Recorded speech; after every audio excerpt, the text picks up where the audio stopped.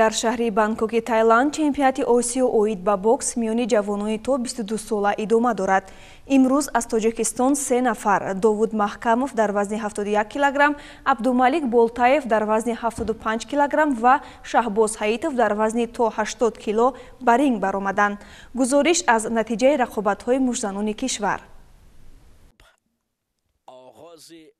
дар шаҳри Бангкок чемпионати Осиё оид ба бокс миёни варзишгарони то 22 сола идома доранд. Ёдовар мешавем, ки варзишгарони тоҷик низ ба рақобатҳои марҳилаи ниманиҳоии мусобиқоти мазкур роҳ ёфта буданд, ки дар ин марҳилаи мусобиқа Маҳкамов Довуд дар рақобатҳои вазни 71 кг бо рақибаш аз Қазоқистон Акальёков Сабирхан вориди рақобат шуд ва дар ин муборизаи шадид доварон намояндаи Қазоқистонро пирӯз донистанд. Ёдовар мешавем, ки аз 5 довари гирди майдон 4 то 8 намояндаи Қазоқистонро дар ин рақобат ғолиб эълон намуданд.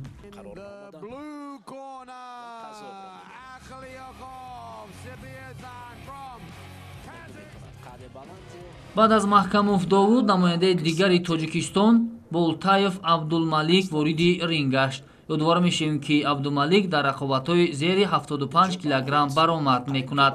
ҳамин гуна рақиби варзишгари тоҷик намоянда аз кишвари Узбекистон Абдуллоев Аълохон маҳсуб мешуд.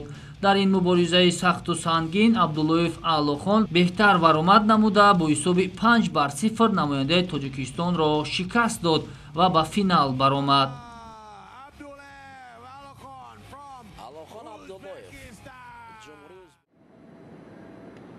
дар рақобатҳои вазни зери 80 кг бошад, Ҳаитов Шаҳбоз бо намояндаи Ҷумҳурии Мардумии Чин Реҳмандо Ҳалимулатӣ ба майдони рақобат баршуд.